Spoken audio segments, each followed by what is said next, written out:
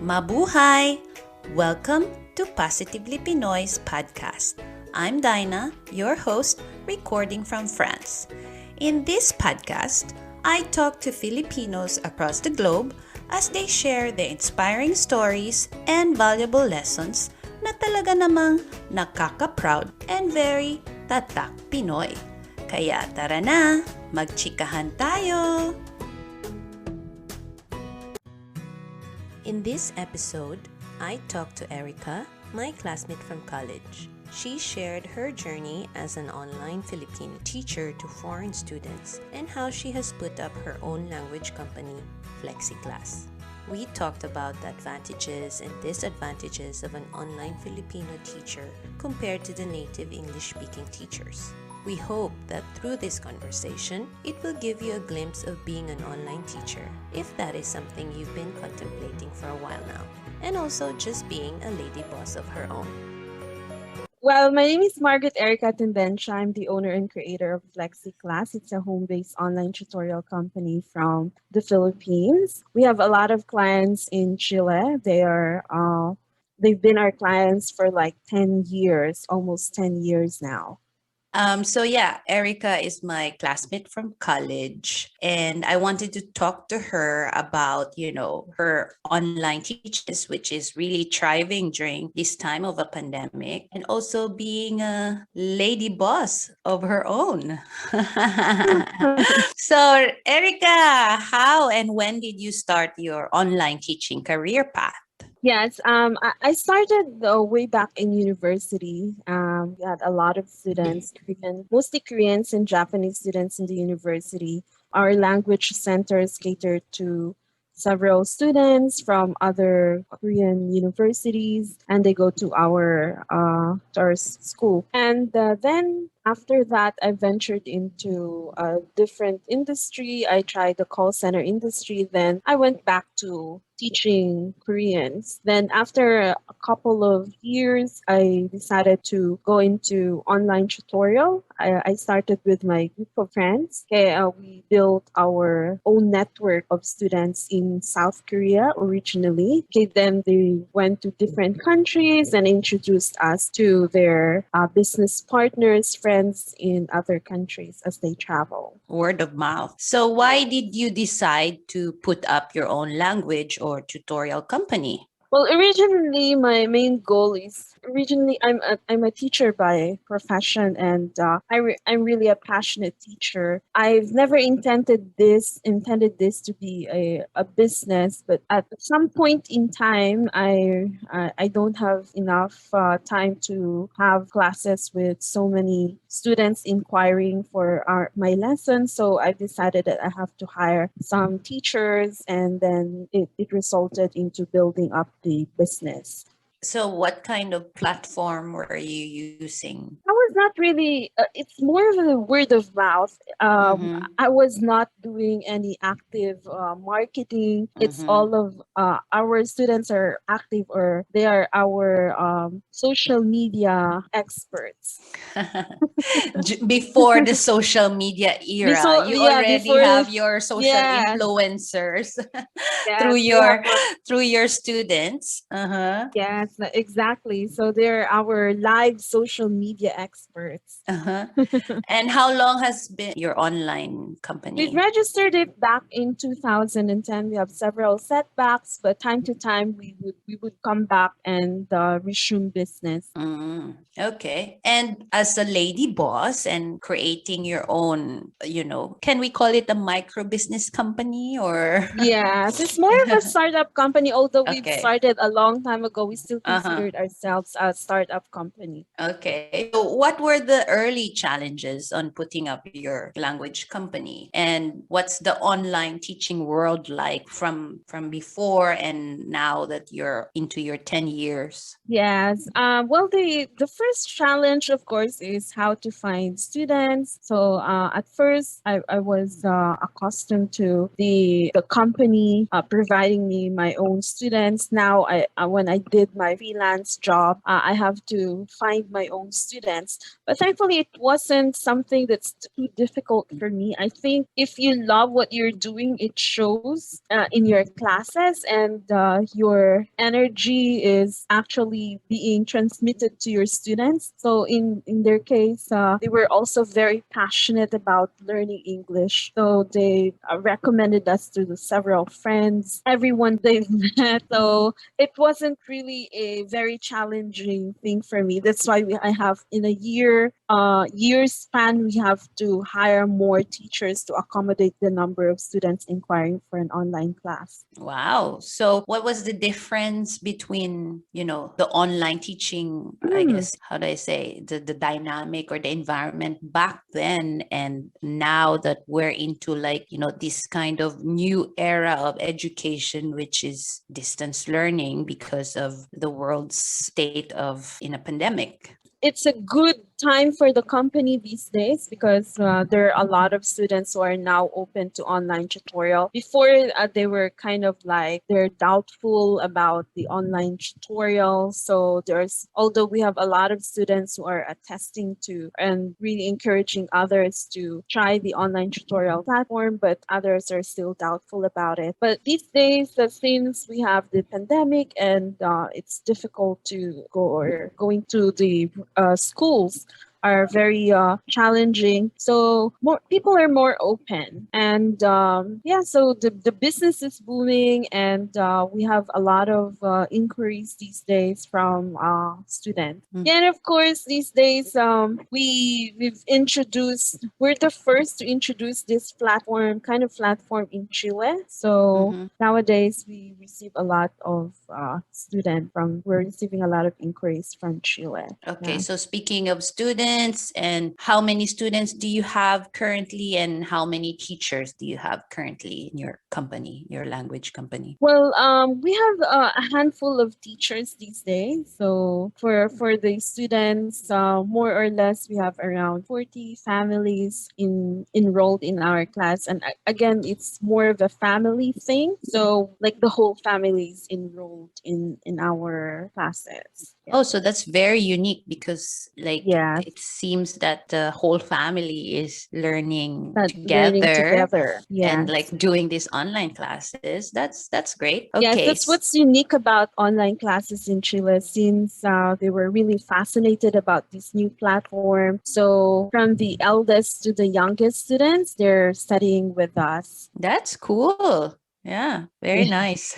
And I know that you're also one of the company, online teaching company that has introduced yoga. How did it end up being integrated with English teaching online? Yes. Well, I'm a yoga teacher and also a Pilates instructor. So while I'm studying yoga and learning about Pilates, I realized that I'm also learning a lot of vocabularies, English vocabularies, especially about movements and body parts. And so I've decided that, well, it's something that I can also integrate to our classes. So I've introduced the Learn English Through Movement series to my students, where we teach especially kids different vocabularies related to body parts. Yes, and it's also a way to actually release their tension, release their stress after long hours of Zoom classes. And also, it's a way for them to avoid computer syndrome. They stay healthy at the same time they learn some new English vocabulary. That's cool. Okay, so what about like, I guess, challenges on how to really implement the yoga instructions online? Yeah, Was at it first it's different. difficult? Mm-hmm. It's different. It's difficult. You have to have a different teaching style. A major challenge is really letting the students move because Mm-hmm. it's difficult for them. At first, they have some listening problems. So listening issues because their listening skills is not that good, especially for very young learners. So it's like you're saying one thing and they're doing another thing. Yeah. So you have to use a lot of imagery, which is also very beneficial for the students. And after that, we have an artwork activity. It can be a drawing activity or it can be a writing activity. Yeah. So it's an integration of the four major skills in English. Okay. And also, I know that you have also been recently affiliated with big innovative companies such as Microsoft and National Geographic. How did it come about? Yes. Okay. The Microsoft thing, I've started with Microsoft back in 2016. Okay. So I just saw that, well, they're offering something for educators. Okay. I signed up in their website and then all of a sudden I received a call from the headquarters here in the Philippines inviting me to come to their office. Okay. It's like a kick-off party for everyone. Okay. For Mhm. all the Microsoft Innovative Educator experts. Okay, and then the rest is history. So I've been affiliated with Microsoft. I've been learning a lot of things. I've been learning how to use technology effectively in the classroom. And then I connect with many schools all over the world and let my students experience or listen to different English accents as they talk to these people and interview industry experts. It seems that, yeah, you have all put together all these awesome ideas within your online teaching. You have yoga, you're connected with big companies such as Microsoft, and then some of it Yeah. are The also. National Mhm. Geographic, I was recently certified. It was only last year that I was certified, and then the company was actually awarded a best of the best video for our National Geographic certification project. Wow, congratulations on that. That's a really big achievement with your company. Yeah, that's really cool. So I wanted to know more about when as you said, like now business is booming, especially online teaching is thriving because of the pandemic. But as a Filipino teacher, what makes us different with native language teachers online? Because I know it has become a very competitive field, having different online teaching companies as well, like especially coming out from China, I suppose. Like you have big language schools coming there, or online tutorial companies from targeting this market. How are we different from native language teachers online? Filipinos are very popular when it comes to online, not just online teaching, but teaching in general. Okay, so in our neighboring countries, the entire Asian Pacific region, and also the rest of the world, because of our skills in English. Well, what makes us differ from the native English native speakers is that we have an advantage of learning the language from the point of view of an ESL learner. Okay, so Okay. Yeah, yeah. we get to understand their journey because we went through the same journey when we were studying English in schools. So the difficulties, the challenges that they're facing at the moment are also the same set of challenges that we used to have when we studied English in our schools. So I think that's the major difference. So we can elaborate more because our journey, it has been part of our journey as a teacher. Yeah, that's a very good point to really emphasize that. Yeah, I guess if you are a Filipino teacher and starting an online teaching career, that's a really good point to say to your students or to your client that, you know what, I'm also a second language learner. I've actually went through your journey as someone who's trying to learn English from a second language learner Yes, that's right.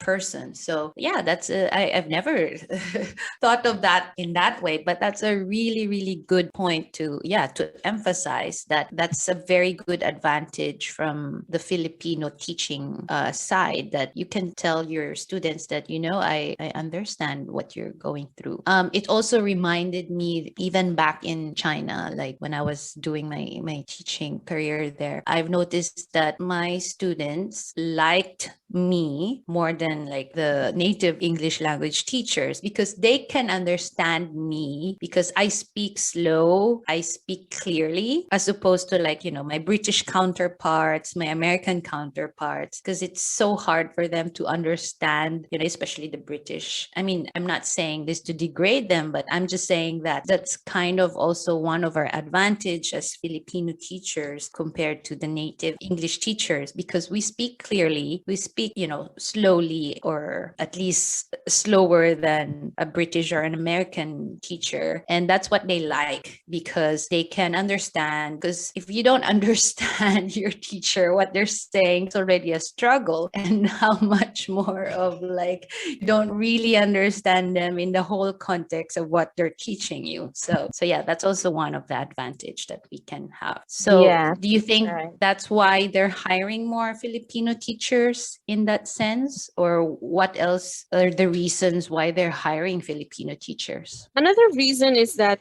well, we offer cheaper, of course, cheaper rates compared to native speakers, because the cost of living in the country is way lower than the English native speakers. Yeah, so that's another reason. For the others, well, more of a cultural exchange, especially for our students in Chile. So they're from South America, so they would often go to North America and take a vacation there. So more or less, they have a knowledge of the American culture. Yes, but they don't know much about the Asian culture. And Mm. studying with a Filipino tutor online will help them have that cultural advantage compared to others who are not studying English with a Filipino tutor. But I want to go back a little bit to the payment, or, the rate of Filipino teachers. Don't you think, like, I believe, like, with the amount of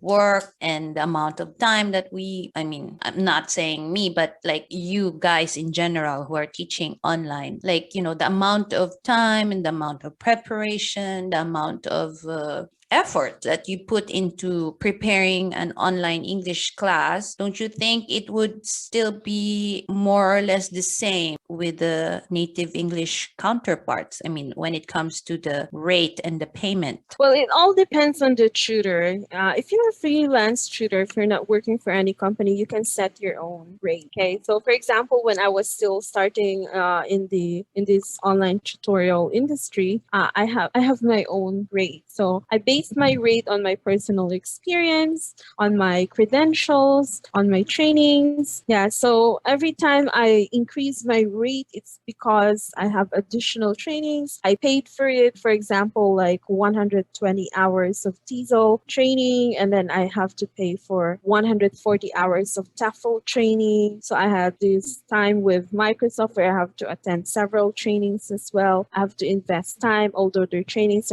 are for free, but you have to invest a lot of time in order to learn about new technologies. Okay, and also with National Geographic, you have to learn their pedagogy, you have to learn their learning framework. So you invest a lot of time. So as you go along, you increase your rate, and it all depends on what you can offer to your student. So I think that when it comes to rates, yes, we can be at par with English native speakers and offer almost exactly the same rate with them. Yes, but because not all English native speakers are actually trained, some of them are Mhm.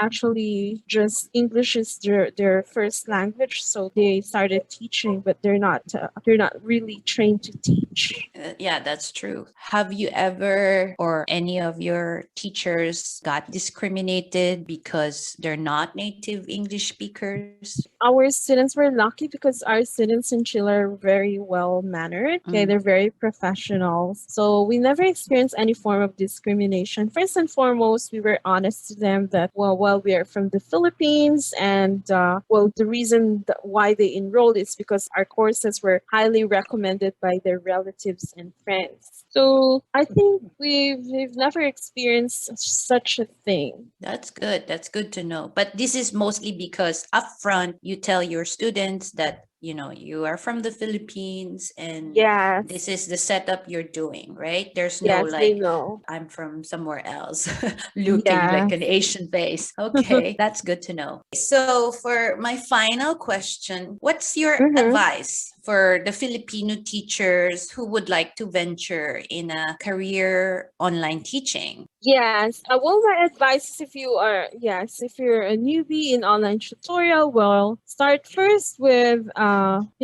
do your research. It's very important. I think one of the most important characteristics of an effective tutor, online tutor, is being resourceful. You have ready access to the internet, so everything you need online, everything you need for your classes, you can easily access them online. Okay, so that's one thing. Okay, the second thing is try to check the current rate of the industry, so you would know that you're not offering a rate that's way too high or way too low for your students. And do your best. Always bear in mind that a single student is very important. Okay, because that particular student has his own friends, has his own members of his own family. So every student matters. And once you show your dedication to that particular student, then your network will definitely widen. And I will only add to what I can add up to that is also like you have to be prepared. Like, is this Mm. something you wanted to do? Is this something you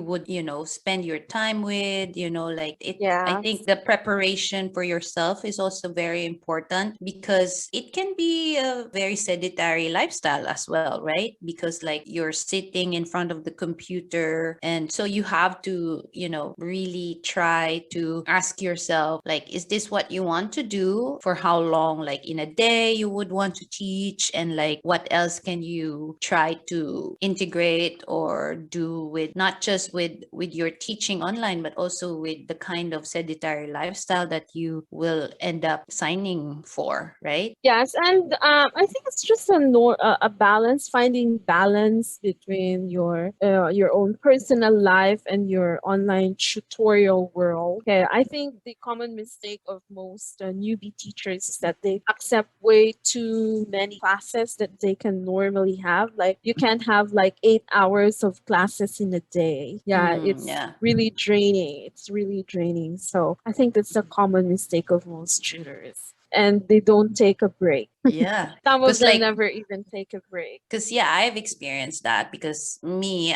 my teaching career has always been online, no, sorry, um, classroom teaching, and then during this pandemic I also did the online teaching class, and it was so tiring. I mean, I love to see my students, but it's a very different dynamic, obviously, having to do an online class and all together of, you know, a group of 8 students in one class, and just the preparation as well is also hard, having them to be, I guess, attentive and to make it as fun and as effective as I can, as opposed to like what I was doing with them in the classroom is so different. So it's really, for me, the challenge is to really get my students engaged in online classes, which is very, very difficult to do when you're already used to doing that when you were in a classroom setup, obviously. So yeah, kudos to all of you who are doing online teaching, because it's a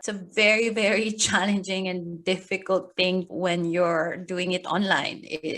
I mean, technology has its perks, but if it's really something that you're not used to to do, it's difficult. So yeah, all phrases and and kudos to all of you for doing all that. And last question, I suppose, but what have you learned as a lady boss, as you know, growing your own company, and like what's your plan for your, for the company, and like what do you want, or where do you see it, or like the intentions that you wanted to do for your own company? Yeah, being a lady boss is not that easy because a lady boss is, for me, it's just a title, but it's more of the opposite of the title. You have to do a lot of work. You have, especially in my case, I'm very hands on with everything because I wanted to make sure that everything is in line with the standard that we are trying to promote to our students. So I'm hands on with the training, I'm hands on with hiring all the teachers, new teachers in the company, and I also have my own set of students. Yes. So we have huge plans for the company. It's a startup, but we are planning to actually franchise in Chile in the future and in other countries, Asian countries, where the time frame would the time zone would be good for the Filipino tutors and other tutors that we have. At the moment, we're starting to also hire native speakers. Okay, so we have several native speakers from South Africa who are who are working in the company. And yes, we're trying to work on our marketing strategies. Although we're really contented with the word of mouth system and our students doing all the works in the marketing side, but we're planning to also boost the marketing. We have hired boosters, social media boosters, okay, to help us with marketing the classes more in South America. That's great. And I wish you all the best in with all those plans and all the big things happening for the company. And may you always have all the good students and a good experience with your teachers. So thank you, Omega. Thank you for your time. Thank you Thank for you. sharing your knowledge and your expertise in the matter of being a lady boss, and of course being a very very awesome online teacher. Madamo nga Thank you. salamat. Maraming salamat sa pakikinig. You can subscribe or download to this podcast on Spotify, iTunes, and YouTube. Just search for Positively Pinoys. See you next time. Until next chikahan, ingat!